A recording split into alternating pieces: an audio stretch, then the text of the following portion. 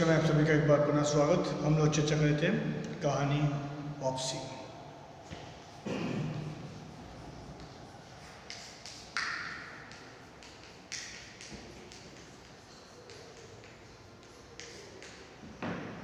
इस कहानी के प्रमुख पात्र हैं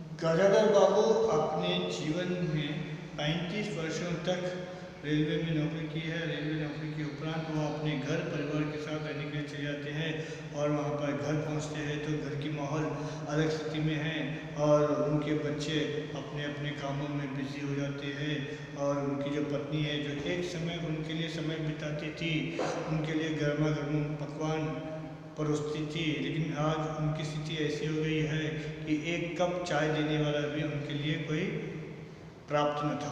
तो ऐसी स्थिति में गजाधर बाबू अपने बहू और बेटी दोनों को कुछ डायरेक्टली इनडायरेक्टली सूचना देते हैं।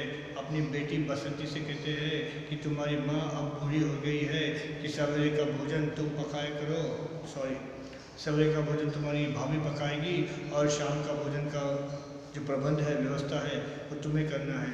लेकिन जब बसंती कहती है कि पिताजी मुझे पढ़ाई भी तो करना है, तो बहुत ही प्यार से गजाधर बाबू उन्हें समझाते हैं कि तुम सवेरे उठकर पढ़ लिया करो। ठीक है, अब देखिए आगे क्या होता है। क्या बसंती अपना काम ठीक से कर पाती है या नहीं?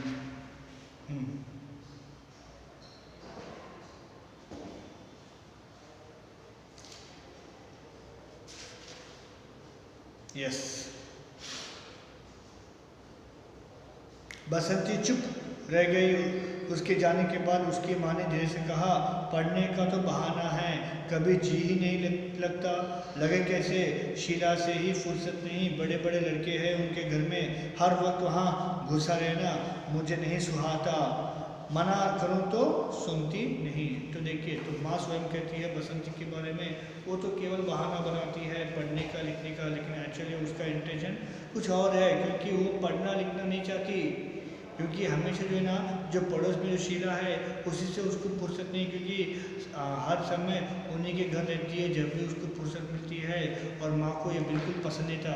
कारण यह था कि उनके घर में बड़े बड़े लड़के हैं या फिर यंग बॉयज और इन दैट हाउस। किसके घर में? शीला के घर में। शीला कौन है? बसंती की सखी।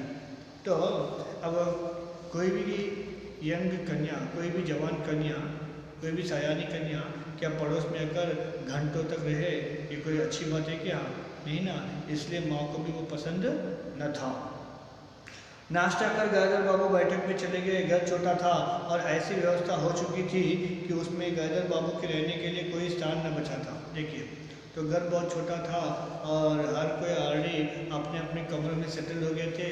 अब सब अपने अपने कमरों में बिजी है, लेकिन जो घर के जो मालिक है गजाधर बाबू है, उनके लिए ही घर में जगह न थी। जैसे किसी मेहमान के लिए कुछ अस्थायी प्रबंध कर दिया जाता है, उसी प्रकार बैठक में कुर्सियों को दीवार से सटाकर बीच में गजाधर बाबू के लिए पतली सी चारपाई डाल दी गई।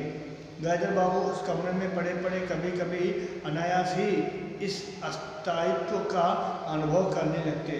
उन्हें याद हो आती उन रेलगाड़ियों की जो आती और थोड़ी देर रुककर किसी और लक्ष्य की ओर चली आती। घर छोटा होने के कारण बैठक में ही अब अपना प्रबंध किया था। देखिए, तो उनके घर में सबके लिए जगह थी, लेकिन गजाधर बाबू के लिए कोई जगह वहाँ पर शेष नहीं बचा था। और गजाधर बाबू के लिए कुछ ऐसा प्रबंध किया गया था कि जैसे हमारे घर में कभी कोई सडनली कोई गेस्ट, कोई अतिथि, कोई मेहमान आ जाते हैं तो टेंटेटिव टेम्पररी हम लोग कुछ व्यवस्था कर देते हैं उनके सोने के लिए, बैठने के लिए। तो ठीक ऐसे ही गजाधर बाबू के लिए व्यवस्था की गई थी जो अस्थाई है, टेम्पररी नॉट टेम्परवरी।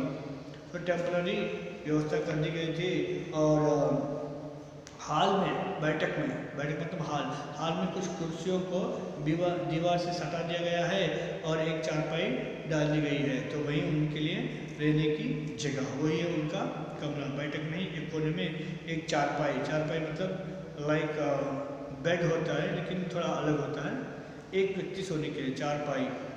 तो बस गदर बाबू उस कमरे में पड़े पड़े कभी कभी अनायास ही इस अस्थायित्व का अनुभव करने लगते। उन्हें याद आती रेलगाड़ियों की आवाज़, उन्हें याद आती है कि वहाँ का वातावरण, और याद आता है वहाँ के लोग। थोड़ी देर रुककर किसी और लक्ष्य की ओर चली जाती, क्योंकि वो जो ट्रेन है वो आती है समय पर, स्टेशन पर आकर कुछ समय के लिए रुकती है, उसके बाद फिर आगे बढ़ जाती है। तो ठीक इसी तरह उनका जीवन भी ऐसा ही हो गया है, स्थायित्व नहीं है। तो घर छोटा होने के कारण बैठक में ही अब अपना प्रबंध किया था। उनकी पत्नी के पास अंदर एक छोटा कमरा अवश्य था, पर वह एक और अचारों के मर्तबान, दाल चावल के कनस्तर और घी के डिब्बों से घिरा था। दूसरी ओर पुरानी रजाइयाँ दरियों में लिपटी और रस्सी से बंधी रखी थी। उसके पास एक बड़े से टीन के बक्स में घर भर के गर्म कपड़े थे। बीच में एक अलगनी बंधी हुई थी जिस पर प्रायः बसंती के कपड़े लापरवाही से पड़े रहते थे। वह भरसक उस कमरे में नहीं जाते थे। घर का दूसरा कमरा अमर और उसकी बहू के पास था। तीसरा कमरा जो सामने की ओर था वह बैठक था। गदर बाबू के आने से पहले उसमें अमर की ससुराल से आया बेंत की 3 कुर्सियों का सेट पड़ा था। कुर्सियों पर नीली गद्दियाँ और बहू के हाथों के कड़े कुशन थे। तो इस अस्थायी प्रबंध को देखकर उनको ठीक नहीं लगा, लेकिन और कोई चारा नहीं था। सो ही मैनेज हिमसेल्फ इन दैट बैठक इन दैट हॉल। अब पत्नी के पास अंदर एक कमरा अवश्य था, लेकिन उस कमरे में अचार से भरे हुए मर्तबान और रजाइयाँ, दाल चावल के कनस्तर, घी के डिब्बे, और दूसरी ओर पुरानी रजाइयाँ और दरियों में लिपटी रस्सी से बंधी हुई थी। और उसके पास एक बड़े से टीन के डब्बे में घर भर के लोगों के लिए गर्म ऊनी कपड़े, मतलब स्वेटर वगैरह होता है ना, सो वो सब थे। तो मतलब वो कमरा तो था, लेकिन कमरा कम स्टोर रूम था। और इतना नहीं, बीच में एक अलगनी भी थी, लाइक पार्टीशन। उस अलगनी के ऊपर बसंती के कपड़े बेपरवाही से पड़े रहते थे। तो बरसक गदर बाबू कभी भी उस कमरे में जाने का प्रयास नहीं किया था। और दूसरा कमरा था अमर और अमर की बहू का। तो उस कमरे में अमर और बहू रहते थे। तो वहाँ पर गदर बाबू कैसे अपने आप को एडजस्ट कर सकते थे, संभव नहीं था। तो वो कमरा भी उन्होंने छोड़ दिया था। अब बचा है तीसरा कमरा जो हाल का है। अब हाल में इससे पहले जो गदर बाबू इस घर में नहीं आए थे, तब तक अमर के ससुराल ने जो बेंच की जो कुर्सियाँ, जो मतलब जो सोफ़ा का जो सेट है वो होता था। अब लेकिन जैसे ही आगे थे उन सबको दीवार से सटा दिया गया और एक चारपाई डालकर उनको अस्थायी रूप से वहाँ पर उनके लिए प्रबंध किया गया था, रहने के लिए या फिर सोने के लिए। जब कभी उनकी पत्नी को कोई लंबी शिकायत करनी होती तो अपनी चटाई बैठक में डाल पड़ जाती थी। वह एक दिन चटाई लेकर आ गई। गदर बाबू ने घर गृहस्थी की बातें छेड़ी। वह घर का रवैया देख रहे थे। बहुत हल्के से उन्होंने कहा कि अब हाथ में पैसा कम रहेगा, कुछ खर्च कम होना चाहिए। तो जब भी गदर बाबू की पत्नी को कुछ कहना होता है, कहना कम सच कहूँ तो जब भी कंप्लेंट करना होता है, जब भी शिकायत करना होता है, तब उस समय जो है ना, गदर बाबू की जो पत्नी है वो अपना चटाई, लाइक टेबल, लाइक टेबल क्या होता है, चटाई, स्टूल समझिए, टेबल स्टूल, तो वो डाल लेती थी और डालकर उनके चारपाई के पास डाल लेती थी और अपनी शिकायत, मतलब ना कुछ प्यार भरी बातें, ना अपनापन, ना सहानुभूति, किस तरह से अपने 35 वर्ष बिताया है।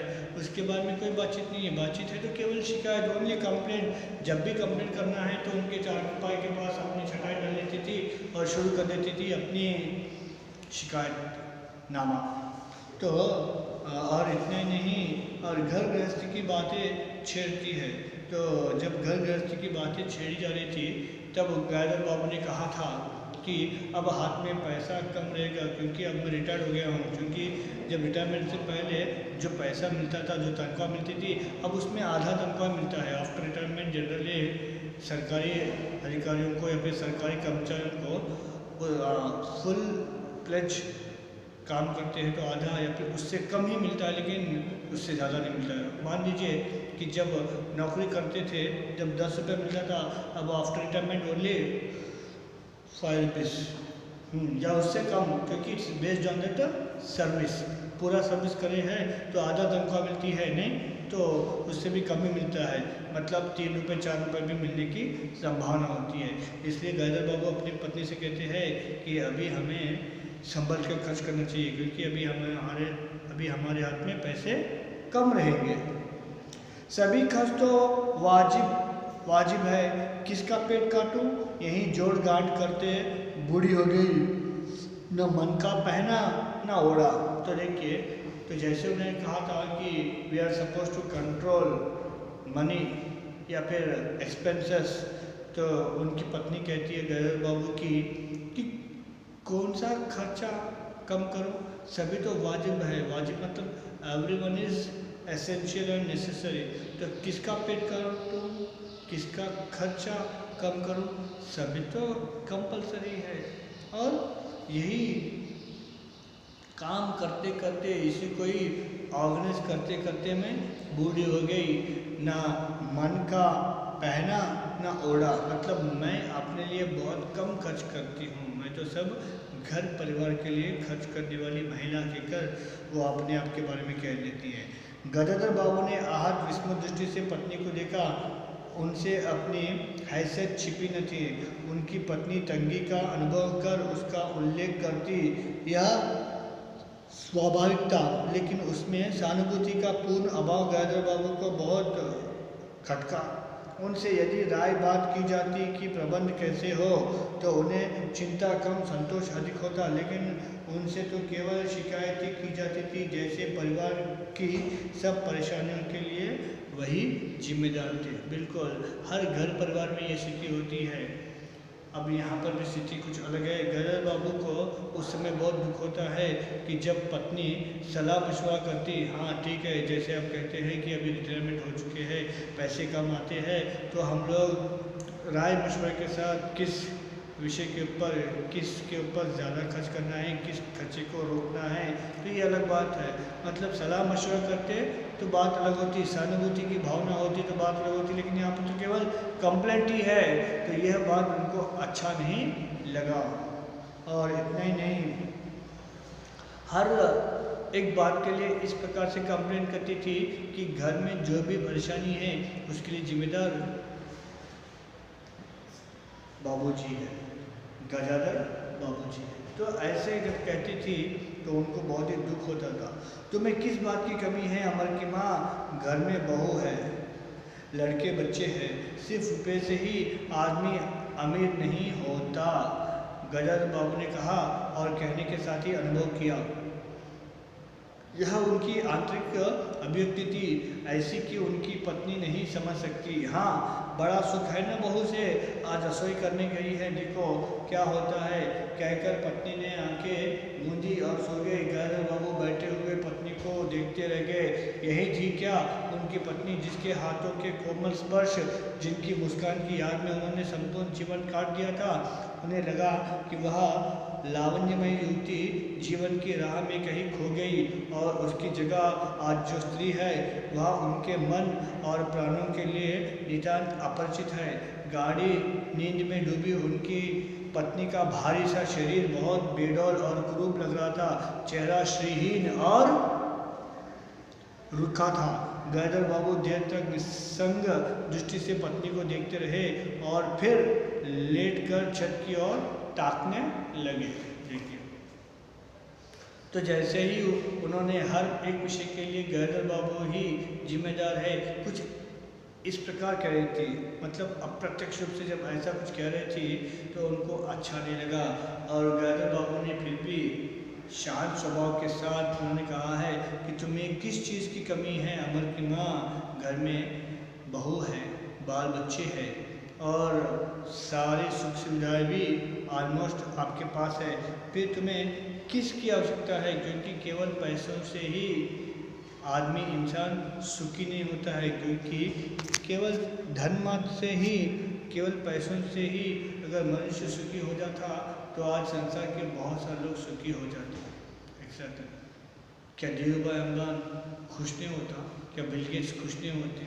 या फिर कोई और धनी धनाढ्य व्यक्ति, चाहे वो टाटा जी हो, बिरला जी हो या फिर आदित्य जी हो, हमारे देश के बहुत सारे धनी लोग हैं ना, क्या वो लोग सब खुश है क्या? क्योंकि पैसे एक होने से ही इंसान न खुश था, न खुश है, न खुश रह सकता है। क्योंकि घर का वातावरण भी होना चाहिए, बाल बच्चे भी होना चाहिए, वहाँ पर हंसी किलोरी भी होना चाहिए, लेकिन यहाँ पर सब कुछ है फिर भी।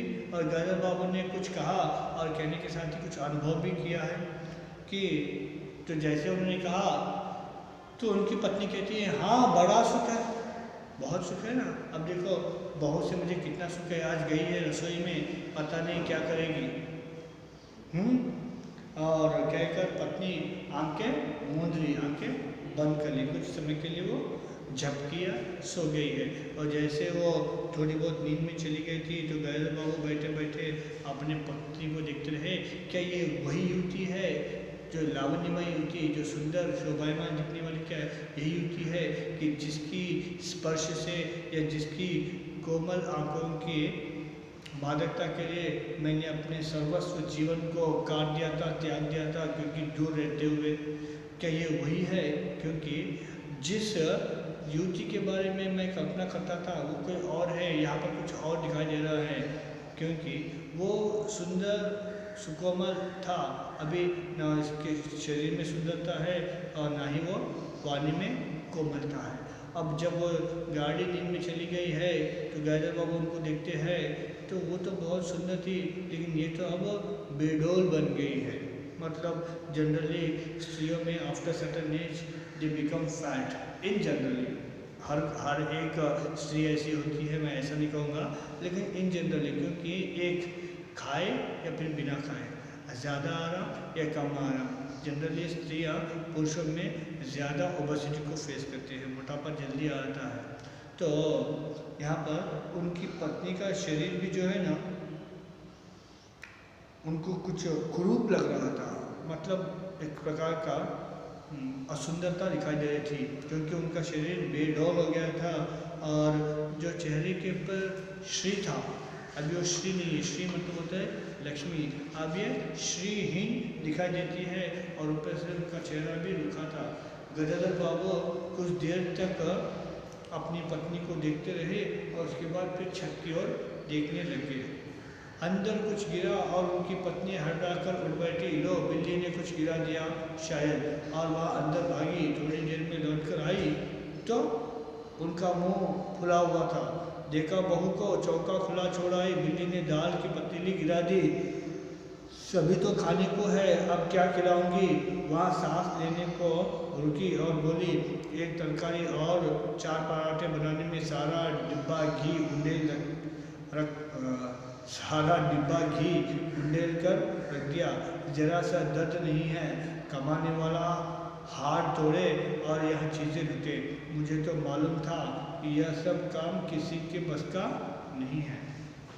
तो देखिए, जैसे माँ या सासू माँ ने जैसे कहा था, बहू के कुछ कारनामे भी ऐसे हैं।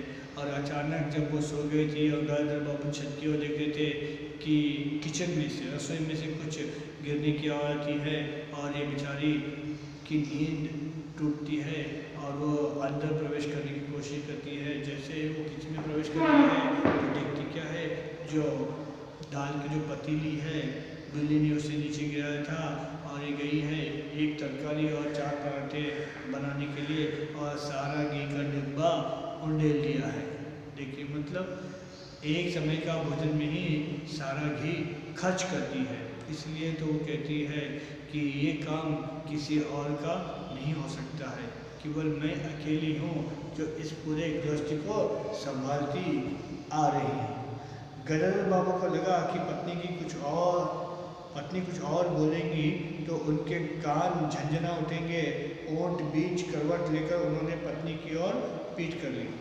तो गदाधर बाबू ने देखा है कि पत्नी कुछ और बोलने वाली है या फिर कुछ और चीखती चिल्लाने वाली है, तो उन्होंने अपने कानों के ऊपर थोड़ा बहुत ध्यान न देते हुए पत्नी की ओर पीठ करके और लेटने की कोशिश की है। क्योंकि उनको देखते रहेंगे तो शायद कानों में और झंझनाहट की आवाज़ ज़्यादा हो जाएगी, या फिर हो सकता है कि एक समय मधुर सुरीली आवाज़ में बात करने वाली उनकी पत्नी की आवाज़ आज कठोर हो गया है, कर्कश के साथ हो गया है। रात का भोजन बसंती ने जानबूझकर ऐसा बनाया था कि कौर तक निगला न जा सके। गदाधर बाबू चुपचाप खाकर उठ गए, पर नरेंद्र ताली सरका कर उठ खड़ा हुआ और बोला, मैं ऐसा खाना नहीं खा सकता। देखिए, तो बसंती जानबूझकर, बसंती, हाँ बसंतियों, ये आपके लिए भी है, क्योंकि पढ़ने लिखने वाली जो भी कन्याएं हैं वो सब बसंती कैरेक्टर के रिप्रेजेंटेटिव हैं। अब आप सब ऐसे काम करेंगे नहीं पता, लेकिन आप भी ऐसे हो सकते हैं, हाँ, नॉट श्योर, ये कोई ज़रूरी नहीं है, लेकिन बहुत सारी कन्याएं ऐसी होती है। तो बसंती जानबूझकर रात का भोजन ऐसा बनाए कि कौर मतलब एक टुकड़ा भी हम लोग उसको चबा नहीं सकते हैं, निगल नहीं सकते हैं। इस तरह जानबूझकर बहुत ही बेहुदा खाना पकाई है। और गदाधर बाबू तो चुपचाप खा के चले गए हैं, क्योंकि स्वयं उन्होंने ही तो आदेश दिया था भोजन पकाने के लिए। अब स्वयं वही नहीं खाएंगे तो फिर कैसा होगा। और ये भी एक अलग बात है कि घर में कोई कुछ काम करते हैं, we are suppose to encourage, we are not suppose to discourage, ये भी तो हो सकता है। तो शायद पहली बार खाना बनाई है तो जैसा भी बना हो तो खा लेंगे, क्या शायद गदाधर बाबू कुछ बोले नहीं। लेकिन जब नरेंद्र खाने के लिए बैठा, जब मुँह में उन्होंने भोजन रखा तो उस थाली को सरका दिया, हटा दिया है और कहा है, मैं ऐसा खाना नहीं खा सकता। बसंती तुरक कर बोली, तो न खाओ, कौन तुम्हारी खुशामद करता है? If you don't want to eat then go, get lost, I am not going to make any kind of butter on you. मैं तुम्हारे साथ कुछ भी खुशामद चापलूसी नहीं करना चाहती। अगर तुम्हें पसंद है, भूख लगी तो खाओ, वरना जाओ। तो तुमने खाना बनाने को कहा किसने था? नरेंद्र चिल्लाया। आखिर तुम्हें खाना बनाने के लिए किसने कहा था? बाबूजी ने। बाबूजी को बैठे बैठे यही सोचता है। देखिए, बाबूजी ने कहकर बसंती ने कहा तो नरेंद्र कहता है, छोटा बेटा क्या कहता है? बाबूजी को बैठे बैठे यही सोचता है क्या? मतलब अब नौकरी वोकरी तो है नहीं, तो बैठे बैठे क्या ये सारे काम पिताजी बाबूजी करने लगे क्या? बसंती को उठाकर माँ ने नरेंद्र को बनाया। बसंती को उठाकर माँ ने नरेंद्र को बनाया और अपने हाथ से कुछ बनाकर खिलाया। गदाधर बाबू ने बाद में पत्नी से कहा, इतनी बड़ी लड़की हो गई और उसे खाना बनाने का शौर नहीं आया। अरे अरे आता तो सब कुछ है, करना नहीं चाहती, पत्नी ने उत्तर दिया। अगली शाम माँ को रसोई में देख कपड़े बदलकर बसंती बाहर आई तो बैठक में गदाधर बाबू ने टोक दिया, कहाँ जा रही हो? देखिए, तो बसंती को उठाकर माँ ने नरेंद्र के लिए कुछ और कोई स्नैक वैक कुछ बना के दे दिया है, टेम्पररी टेंटेटिव, वो खा के चला गया है। और जैसे ही वो चले गए और गदाधर बाबू के पास पत्नी गई थी, बसंती की माँ, तो गदाधर बाबू कहते हैं कि लड़की इतनी बड़ी हो गई है, खाना पकाने की पद्धति भी नहीं पता गया। तो पत्नी कहती है, आता तो सब कुछ है लेकिन पकाना नहीं चाहती, क्योंकि लड़कियां भी कुछ स्मार्ट होती है। यस, मैं स्मार्ट लड़कियों के बारे में कह रहा हूँ। अब आप है या नहीं मुझे नहीं पता, डोंट ब्लेम मी। सो लड़कियां जो है, कुछ ऐसी लड़कियां होती है कि बहुत अच्छा पकवान बनाती है, क्योंकि वो चाहती हैं कि लोगों की वाह सुने। Some girls will be there. कुछ लड़कियां ऐसी होती है कि जानबूझकर उस खाने को ख़राब करती है, कुछ मिर्च मसाला या नमक ज़्यादा डालकर या कम डालकर। उनका मानना ये है कि अगर एक दिन पसंद आ गया तो फिर रोज़ पकाने के लिए कहेंगे। तो बसंती भी सेकंड कैटेगरी की है। वो लोगों की वाह नहीं चाहती है, वो चाहती है कि काम से छुटकारा मिले, इसलिए जानबूझकर खाना ठीक से नहीं बनाती है। तो पत्नी वही कहती है, आता तो सब कुछ है लेकिन पसंद नहीं है, इसलिए वो खाना जानबूझकर खराब की। और नेक्स्ट डे जब रसोई में माँ थी, मतलब शायद सवेरे का भोजन भाभी ने बनाया होगा और शाम की भोजन की जिम्मेदारी बसंती के ऊपर है, लेकिन बसंती जैसे ही किचन की ओर जाने की कोशिश करती है तो अंदर माँ है, तो उनको देखकर वो फिर बैठक की ओर आती है। कहाँ? बाहर जाने के लिए। बाहर कहाँ जाना है? शीला के घर, जो उनकी सखी है। तो वहाँ जाने के लिए वो तत्पर होती है। तो गाजर बाबू उनको रोकते हैं, टोकते हैं, कहाँ जा रही हो? पड़ोस में शीला के घर। बसंती ने कहा, कोई ज़रूरत नहीं है, अंदर जाकर पढ़ो, क्योंकि इससे पहले उन्होंने ये पूछा था ना, ये कहा था ना कि बाबूजी हम